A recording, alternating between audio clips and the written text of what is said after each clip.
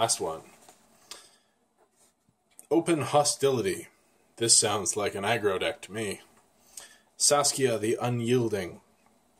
It's black, red, green, white. No blue in this deck. And that usually means that it's not going to be control. Although you can have a control deck in just, say, black and green or black and red. Blue tends to be the most magic-y, control-y color. So I'm guessing this will have a higher creature count than the others. But we're about to find out. Here we have Saskia the Unyielding. Black, red, green, white. For a legendary creature, human soldier. 3/4 with vigilance and haste. As she enters the battlefield, choose a player. Whenever a creature you control deals combat damage to a player, it deals that much damage to the chosen player.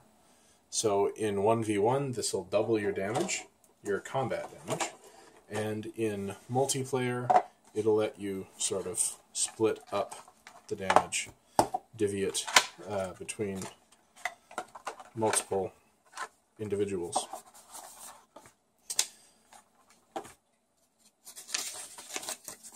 Let's see.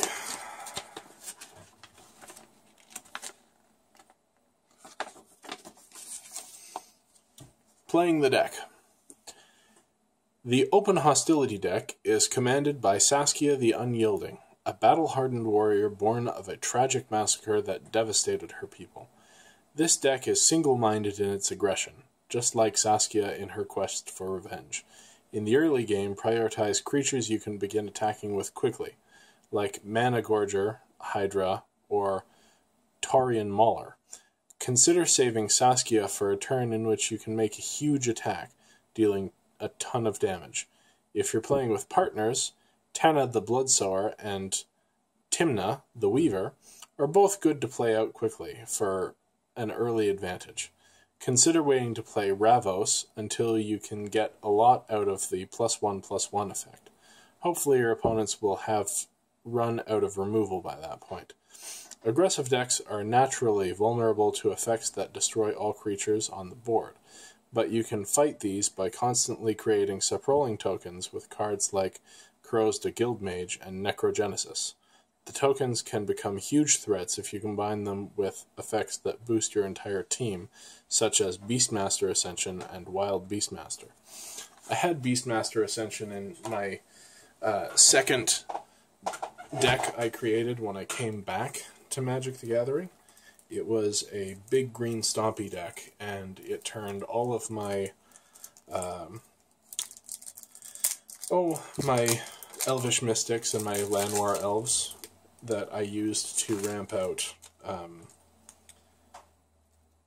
Primeval Titan and things like that into serious threats. We'll see when we get there. So there's Saskia. There's Ravos Soul Tender. Tana the Bloodsower. And Timna the Weaver.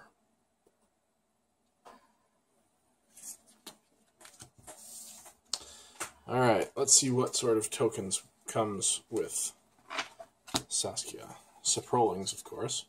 Different art than the Saprolings in the other deck.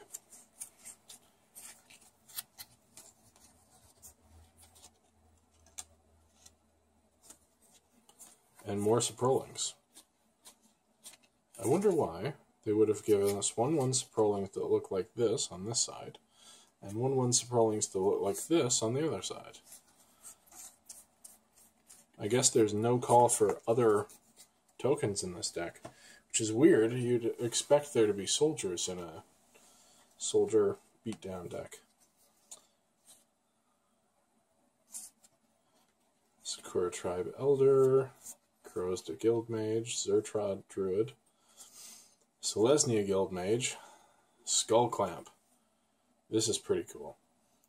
You can put it on one of your Saprolings and immediately draw 2 cards. More Signets, Lightning Greaves, Evolutionary Escalation, Necrogenesis. black-green for an enchantment that you can pay 2 and exile target creature card from a graveyard to create a saproling. From a graveyard. That'd be helpful. Terminate, Abzan Charm, Naya Charm. Murdering Chaos, Farseek. Primeval Protector. Conqueror Flail. This is one of the new cards created for this set, specifically. Equipped creature gets +1/+1 for each color among permanents you control, which is likely to be 4 in this series, so +4/+4 for 2 and equip for 2 is good. But then, as long as Conqueror's Flail is attached to a creature, your opponents can't cast spells during your turn. That is real good for an aggressive deck. No interrupting my combat phase, thank you very much. Brutal Horde Chief was pretty good from Cons. Iroas seems like a shoo-in in this deck. Den Protector, Mentor of the Meek, Mirror Entity, Alacia. This is going to be good for getting back things that cost, is it 2 or less? Or power 2 or less. So I imagine we're going to see a lot more creatures. Like this one starts out with power 1, but then gets huge. We're going to see a lot more creatures in this deck than the other decks. Ankleshanker, Thunderfoot Baloth, Beastmaster Ascension. Here it is. 2 and a green for an enchantment. Whenever a creature you control attacks, you may put a quest counter on Beastmaster Ascension. As long as Beastmaster Ascension has 7 or more quest counters on it, creatures you control get +5/+5. And that's for each creature that attacks. So you can play this, attack with 7 creatures, and they are +5/+5 that turn. This is pretty ridiculous. Crackling Doom, Utter End. So this looks like a lot of creatures and a lot of removal, and not much other than that. So I'm going to curve it out, see what it looks like. Okay, I want to stop here for a second while I've got the creatures laid out. There aren't as many creatures as I expected. There may be a few more than in the other decks, but it's not overwhelmingly abundant. But what I do see is that 2 and 3 seems to be a big chunk of them. And then there's a few 4s and a couple of 5s, and then 4 creatures total above 5 mana. One of which costs 11, but costs 1 less to cast for each creature your opponents control.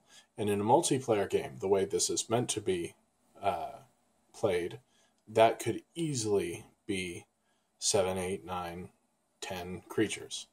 So you might get a 10/10 for 1.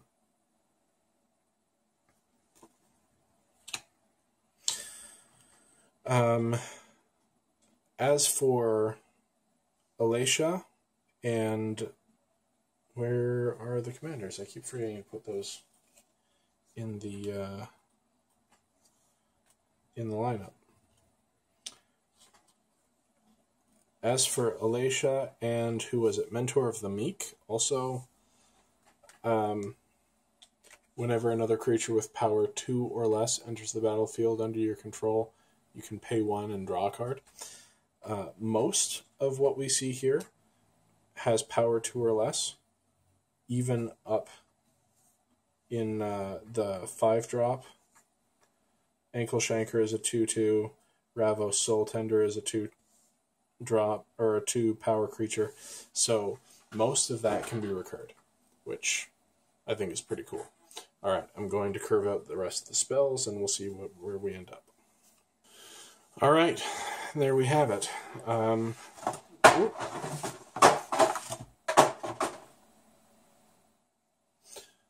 Alright, there we have it. This is the deck as it's curved out. You can see that very much 2 is where our curve sits, and 3 and 4, and then a little bit up past that, but this is very, very aggressive. And a lot of the 2s are also meant to be used several times. There are a couple of pieces of equipment at 2 and 3 that will equip to the 2 power creatures. There are things that will recur the 2 power creatures. There are things that will draw cards based on killing our small creatures and then bringing them back. So it's very aggressive. It's very green. It's very red. It's a little bit black. It's a little bit white, but it seems very much red and green. It also feels like creatures removal and mana, and there's not much room for anything else.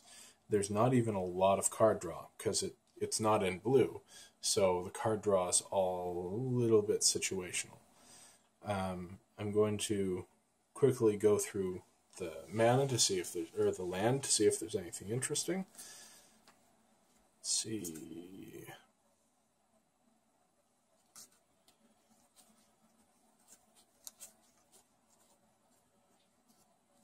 Here's interesting. This is a hideaway land.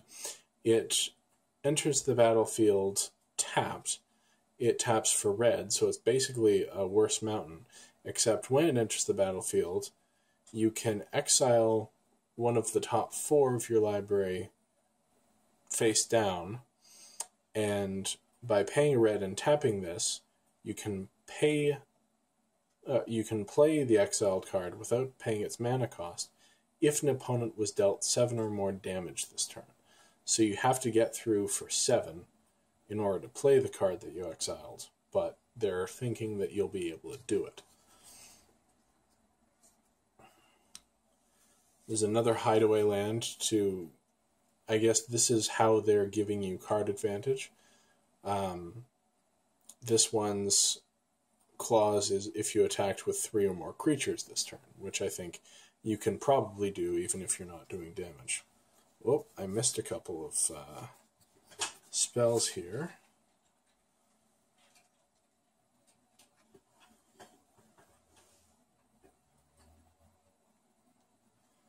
It's interesting. These, because this deck is really going to want to hit its mana, things like this give you a powerful effect that you can cash in immediately if you're not drawing your lands.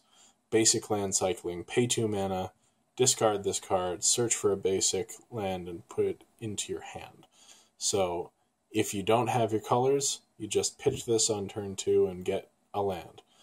If you draw this late in the game, though, it deals damage to each opponent equal to the number of lands that player controls. And in Commander, you might control, 10 land.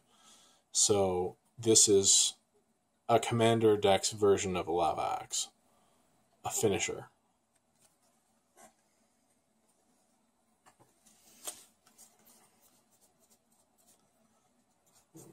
One, two, three plains, 1, 2, 3 swamps, 1, 2, 3, 4, 5 mountains, 1, 2, 3, 4, 5 forests.